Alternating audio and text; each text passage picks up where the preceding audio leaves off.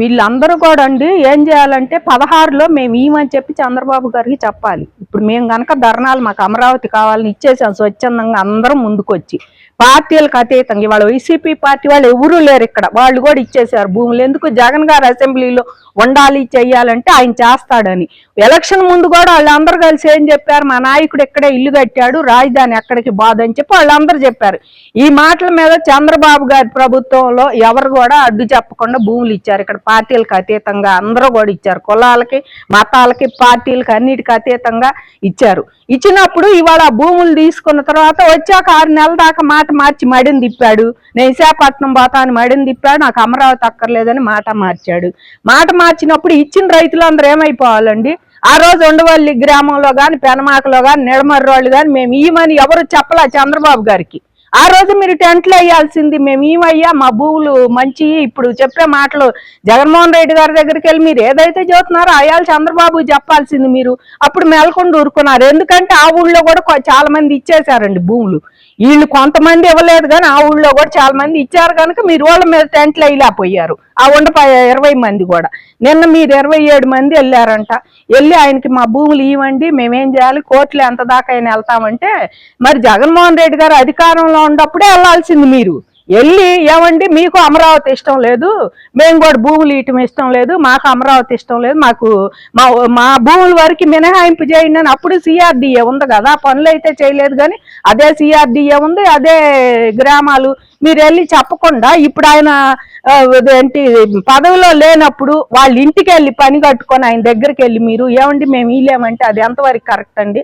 అంటే బలవంతంగా భూములు లాక్కుంటున్నారని మాట్లాడుతున్నారు దాని మీద. ఇప్పుడు బలవంతంగా భూములు లాక్కుంటే మన దారిలో యాక్సెస్ రోడ్ లో అది ఉండేది కాదండి, దొండపంది రోడ్డు ఉంది, మనం పోతుంటే వంపు తింపారు దాన్ని బారుకు చేయకుండా. అది ఏంటంటే ఆమె ఇవ్వటం లేదని, లేడీది ఇవ్వటం లేదండి ఆవిడ గారు అని చెబుతున్నారు. ఆవిడ గారు ఇవ్వకపోతే ఈ లాక్కుంటే అది ఉండేదండి. ఆ రోజు అది వేసేటప్పుడు అది లాక్కుంటే అది ఉండేది. ఆ పందిరి వేసేసేవాళ్ళు లాక్కొని 12 ఏళ్ళు ఇప్పటికి మేము భూ సమీకరణ చేసి 10 ఏళ్ళు నిండి 11వ ఏడు వచ్చింది. 11 ఏళ్ళ నుంచి ఊరుకొని మీరు ఇప్పుడు పోయి, ఎందుకంటే ఇప్పుడు వీళ్ళు వెళ్ళగానే ఆయన మావిగాని రాగం మళ్ళీ ఎత్తాడు నిన్న. ఎత్తగానే వీళ్ళు ఏం చేశారు, అయ్య బాబాయ్ వాళ్ళకి అమరావతి కావాలి, పొలం కోట్లు అమ్మాలి, రియల్ ఎస్టేట్ చేసుకోవాలి. వెళ్ళిన వాళ్ళకి నేను రైతు సోదరులు తప్పుగా అంటే నన్ను క్షమించాలని, మీరు చేసే పని ఇదే. అక్కడికి వెళ్ళిన ప్రతి ఒక్కళ్ళు మీకు అమరావతి కావాలి, కోట్లు అమ్మాలి, రియల్ ఎస్టేట్ అని. చంద్రబాబు మీద వాళ్ళకి నమ్మకం, రియల్ ఎస్టేట్ పెరిగిద్ది, బాబు గారు ఉంటే ఇవన్నీ తెస్తాను వాళ్ళకి ఎంత నమ్మకమో. ఇవన్నీ చేసుకొని మా పొలాల వరకు మినాయించండి మేము ఇయ్యమంటే ఎట్లాగండి, ఎట్లా కుదిరిద్ది? ఇప్పుడు 95% మేము ఇచ్చేసాము ఊళ్ళల్లో. తర్వాత యాక్విజేషన్ మాకు అనవసరం అండి, ఇప్పుడు చెప్పారు. తర్వాత అంతకు ముందు అనలేదు, మా వరకు మేము ఇచ్చాము, మాకు చెయ్యాలి అని చెప్పి మేము సిఆర్డిఏ చట్టం ఏదైతే ఉందో అది మాకు జరిపించాలి, ఇక్కడ ఉండే ఇవన్నీ చెయ్యాలని మేము బాబు గారిని రిక్వెస్ట్ చేస్తాం. మీరు స్వచ్ఛందంగా భూములు ఇచ్చారా లేక బెదిరించి తీసుకున్నారా?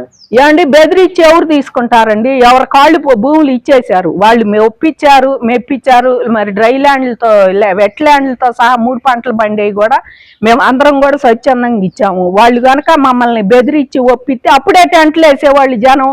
ఇవాళ రైతులు ఇప్పుడు ఎట్లా వేశారు, అమరావతి లేదని కానీ మేము బయటకు వచ్చి మా వెనక ఎవరు లేరండి. ఆ రోజు వీళ్ళు అంటున్నారు చంద్రబాబు నడిపిస్తున్నాడు ఉద్యమం అంటే మేము 25 సెంటు తీసుకొని 75 సెంటు గవర్నమెంట్కి ఇచ్చి 25 సెంటు మా జాలి అయ్యా, నువ్వు విశాఖపట్నం పో, కర్నూలు పో, మేము నెలకొండ నువ్వు పెట్టి అసెంబ్లీ 40 రోజుల సంవత్సరానికి పెడతావో 30 రోజులు పెడతావు, నువ్వు ఉన్నప్పుడు ఏం జరుగుతుంది? ఆ 40 రోజులు పెడతావు 30 రోజులు పెడతావు, మాకు అది ఆనందం అని ఇచ్చి మేము 29,000 మంది రైతులని కుటుంబాలు ఎన్ని ఉంటాయండి, 1,50,000 మంది ఉండాం మేము. అంటే మేము ఇంట్లో కూర్చుంటే చంద్రబాబు నడిపెత్తనట్టు, మేము రోడ్లెక్కి మా ఆవేదన మా బాధ్యత తెలుగుదేశం నడిపెత్తుంది, ఉద్యమం సందాలు ఇచ్చి నడిపెత్తుంది. అంటే సందాలు ఇకపోతే నువ్వు పెట్టే లాయర్లు మేము ఎడబట్టుకుంటాము? ఎవరో ఇచ్చారు కాదు, పొలాలు ఇచ్చిన వాళ్ళు వేరేమండాళ్ళు తెలుగు వాళ్ళు పంపించారు. ప్రపంచంలోని తెలుగు వాళ్ళు అందరూ మా సహకరించారండి. దేశాల్లో ఎల్లలు దాటిపోయిన వాళ్ళందరూ మన రాష్ట్రం మన వాళ్ళని వాళ్ళు పంపిస్తే ఉద్యమం నువ్వు పెట్టే సుప్రీంకోర్టు దాకా హైకోర్టు దాకా నువ్వు ఢిల్లీ నుంచి లాయర్లను తెప్పిస్తే మా తరం అయిద్దండి వాళ్ళని తట్టుకోవటం. అంటే ఇప్పుడు జగన్మోహన్ రెడ్డి దగ్గర ఈరోజు అంటున్నాడు ఏపీసీఆర్డీ ఒక కమిటీ చేస్తున్నాను, అది ఇదని జగన్మోహన్ రెడ్డి మాట్లాడటంపై మీరేమంటారు? కమిటీ వేసాడండి. ఆ కమిటీలో సభ్యులు ఎంత మంచి వాళ్ళు అందరికీ తెలుసు. ఇప్పుడు ఆ కమిటీలో సభ్యులు వార్తలు కూడా మేము చూస్తున్నాం. కమిటీలో వాళ్ళ చరిత్రలు ఎంత ఉండవు అందరికీ తెలుసు. నువ్వు కమిటీ కాదు, పొన్నవాళ్ళు సుధాకర్ లాయర్ని పెట్టావు, కమిటీ పెట్టావు. నేను చెబుతున్నావు పొన్నవాళ్ళు సుధాకర్ని పెడదాం లాయర్ మా నాయన ఉంటే ఆయన నుంచి రాగానే నేలపాడు ఆయన బయటకు వచ్చి అక్కడ ఉండి నేను నేలపాడని, నా పేరు అశోక్ కుమార్, నేను 20 ఎకరాలు ఉంది, నేను ఇప్పటికీ వ్యవసాయం చేస్తున్నా, నేను ఈ లేదు నేలపాడులో నాది ఒక్కడిదే వైసీపీ పార్టీ అని చెబుతున్నాడు అక్కడ ఆయన ముందు వీడియోలు. ఆయన నిన్న ఈ సుధాకర్ గారి మాట, ఈ మావి గారి మాట ఎత్తగానే బయటకు వచ్చి నేను నారాయణ గారికి పొలం ఇచ్చాడు తెల్లారేపాటికి, కాపా అశోక్ కుమార్ గారు మీ దగ్గర నుంచి వచ్చి తెల్లారేపాటికి ఇచ్చాడు పూలింగ్కి.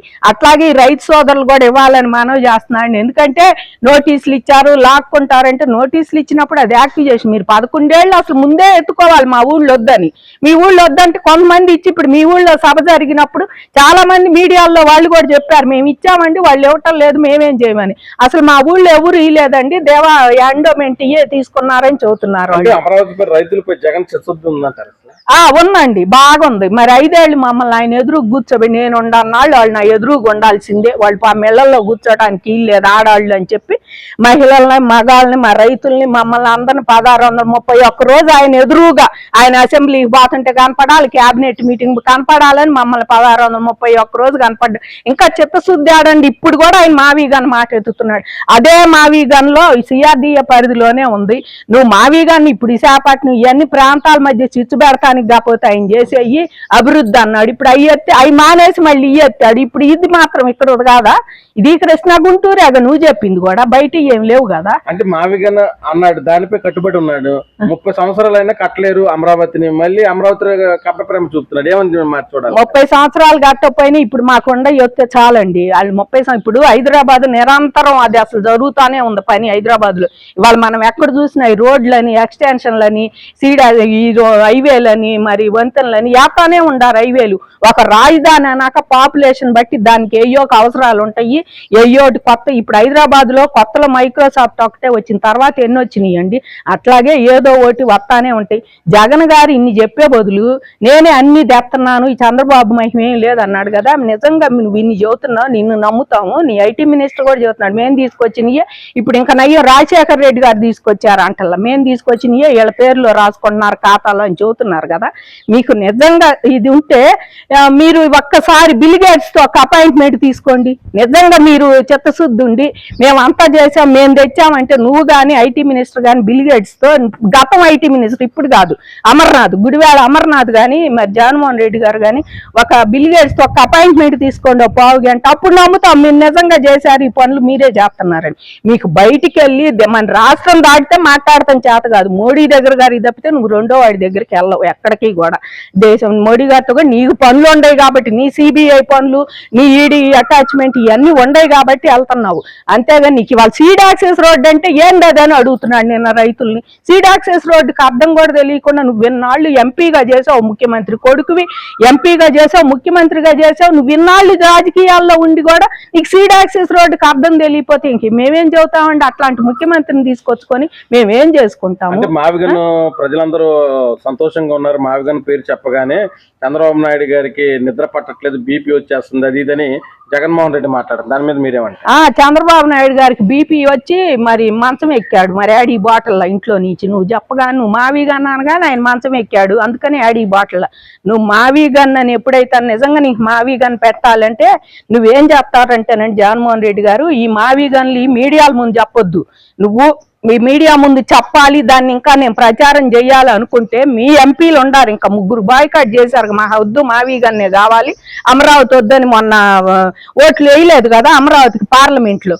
వెళ్ళి ఆ ఎంపీల చేత రిప్రజెంటేషన్ తయారు చేయి. ఏమయ్యా మోడీ గారు, నువ్వు లోక్సభలోను రాజ్యసభలో చేసిన అమరావతి రాజధానిని నేను ఆమోదించట్లేదు, మా 3 ఎంపీలు మేము ఆమోదించట్లేదు, నేను వెళ్ళి అక్కడ మరి అని చెప్పి మోడీ గారికి చెప్పాను. నేను వస్తే నేను 29 చదువుతున్నాడు ఇప్పుడు నేను రైతులకు కూడా మన ప్రభుత్వం వస్తే మీ పొలాలు మీకు ఇప్పిస్తాను అని. మరి నేను వస్తే కనుక మావీగన్ అని ఒక రాజధాని పెడతానండి, ఇది నా ఉద్దేశం, నా అభిప్రాయం, అసలు నేను తప్పకుండా ఇదే చేస్తానని ఒక రిప్రజెంటేషన్ తీసుకొని ఢిల్లీ పోయి మోడీ గారికి ఇచ్చిరా. ఇచ్చేస్తే అప్పుడు నువ్వు మోడీ గారికి ఇస్తే నీకు ఎంత కొంత పాత ముఖ్యమంత్రివి మాజీ ముఖ్యమంత్రివి పైగా నీ తోడు నీకు కాస్త కూస్త మోడీ గారి దగ్గర బాగానే పరిచయం ఉంది, అమిత్ షా గారి దగ్గర నీకు అపాయింట్మెంట్ ఒక నెలకైనా ఇస్తాడులే, ఎమ్మటే అయ్యిపోయినా అవి ఇచ్చినప్పుడు పోయి అవి తీసుకొని మళ్ళీ రియాక్షన్ ఆయన యాక్షన్ రియాక్షన్ ఎట్టుంటుందో అది చూసిన తర్వాత నువ్వు వచ్చి జనంలో మావి గాని పెడతా అందరూ ఒప్పుకున్నారు మోడీ కూడా ఒప్పుకున్నాడు అని చెప్పు, అప్పుడు మేము నమ్ముతాం. అంతేగాని నువ్వు ఇప్పుడు మావి గాని వచ్చే పెట్టుబడిదారుల్ని భూములు ఇచ్చే రైతుల్ని లేకపోతే ఇప్పుడు ఉన్న అమరావతి రైతుల్ని కొంతమందిని అయోమయంలో పడేసి నేను చేశాను పెట్టుబడిదారులు రానియకుండా చేస్తాను, వాళ్ళు అయ్యా కొడుకు పోలోమంట దేశాలు పట్టుకొని తిరుగుతా అప్పుడు అదిరాండి ఇదిరాండి కాళ్ళు పట్టుకోవటమే తక్కువ అన్నట్టు మా రాష్ట్రంలో పెట్టుబడులు పెట్టండి మీకు బాగుంది మేము ల్యాండ్ ఇస్తాం అది ఇస్తామని వాళ్ళని బతీలు ఆడతా ఊళ్ళ మీద దేశాల మీదే తిరుగుతుంటే మీరు వచ్చి ఈ మావి గాని పెడతా నాకు ఇది జాలు ఊళ్ళో ఒక గది జాలు అసెంబ్లీకి ఒక గది హైకోర్టు జాలు ఒక గది సచివాలయాన్ని జాలు అన్నట్టు నీ మెంటాలిటీ అంతవరకే ఉంది. కానీ వాళ్ళ మెంటాలిటీ దేశాలు దాటిపోతుంటే నీ మెంటాలిటీ జిల్లాల వరకే ఉంది. ఎప్పటికైనా సరే జగన్మోహన్ రెడ్డి గారు ఇలాంటి మాటలు మానుకోవాలండి. ఏదైనా అభివృద్ధి ఏ ప్రాంతమైనా ఒక ముఖ్యమంత్రి చేసింది మళ్ళీ వచ్చిన తర్వాత దాన్ని ఎస్టాబ్లిష్ చేయాల్సిందే, దాన్ని పొడిగించాల్సిందే. నువ్వు ఏ ప్రాజెక్టు చేయాలి అమరావతిలో, పోలవరం కానీ అమరావతి కానీ ఏది చేయాలి. రాయలసీమ బిడ్డగా ఏం చేసి ఇవాళ రాయలసీమ పెద్ద పారిశ్రామిక హబ్బు లాగా తయారవుతుంది. ఎన్ని వస్తున్నాయండి వాళ్ళకి పరిశ్రమలు. ఇవాళ విశాఖపట్నం నువ్వు పెట్టే విశాఖపట్నం ఎన్ని వస్తావు, నువ్వు పెట్టే కర్నూలులో ఎన్ని పెడుతున్నారో చూడండి.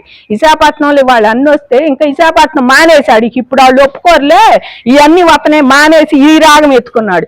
ఈ రాగం నువ్వు ఎత్తుకుంటే దానికి తగ్గట్టు సీపోర్ట్ తగ్గట్టు చంద్రబాబు గారు ఆ సీపోర్ట్ను కూడా కోస్టల్ ఏరియా మన ఆంధ్రాకి మంచి బెనిఫిట్, దాన్ని ఎలా విస్తరించాలో ఆయనకి ఇప్పుడు కొత్తగా రాంబిల్లి ఇవన్నీ కూడా ఇదే సీపోర్ట్లు చేస్తున్నారు తీసుకొచ్చి దాన్ని ఎలా చేయాలో చేస్తాడు. మచిలీపట్నం వాళ్ళు కూడా మెచ్చుకునేటట్టు ఇవాళ గుంటూరు వాళ్ళు కూడా ఇవన్నీ కూడా ఇవాళ నువ్వు ఎక్కడ పెట్టమంటావు తీసుకెళ్ళి ఏ సిటీలో పెట్టమంటావు ఈ రాజధానిని తిరిగి ఇప్పుడు ఇక్కడ పల్లెటూళ్ళలో పెడితేనే మా ట్రాఫిక్ ఇబ్బందిగా ఉందని పొలవమన్నారు రైతులు. అట్టా నువ్వు సిటీలో పెడితే ఈ మంత్రులు ఎమ్మెల్యేలు ఈ ముఖ్య